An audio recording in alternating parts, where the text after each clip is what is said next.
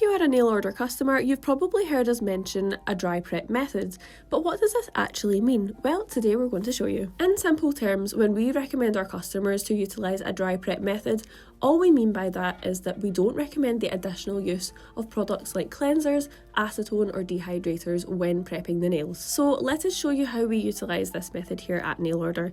As you can see, first we're starting by with some basic pushing back the cuticles, lifting up that proximal nail fold to open up the cuticle pocket. In this tutorial specifically, we are going to be utilising an Efile prep method, as we're big fans of the Efile and we do believe that it gives the best prep and the best retention results. We have become firm favourites of a twisted flame here at Nail Order, so we're using this bit and we're making sure to use the forward and reverse motion when we're going around the cuticle area and down the side walls to achieve a unilateral prep. Now, of course, you could spend all day doing your prep. It is so satisfying and you can use multiple bits, but today for this tutorial we're just going to keep things a little bit more simple.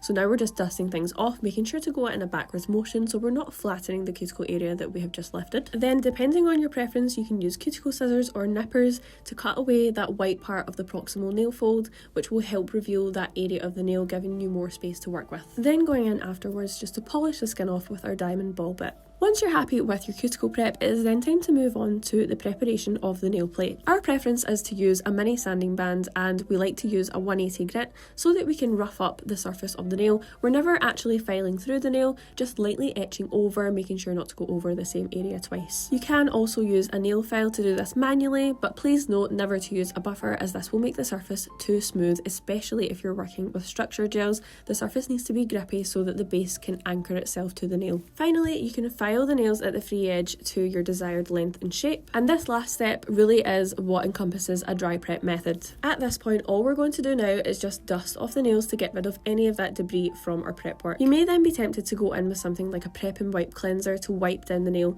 but actually what we have found over time is that this just moisturises the nail and impacts retention. The same also goes for products like hand sanitizer. Whilst they can be IPA based, they do tend to have moisturising agents in them, and we also don't recommend to cleanse with acetone either, because we can find that this can over dehydrate the nails and again impact retention. So that is what a dry prep is. It is just simple basic prep with no added extras. What we instead recommend to do here at Nail Order is to use our primer instead. This helps to act slightly as a dehydrator, but it also helps to cleanse the nails of any oils. This primer is an air dry, so all you need to do is let the nails dry and then you're ready to go in with your base and start your gel application process.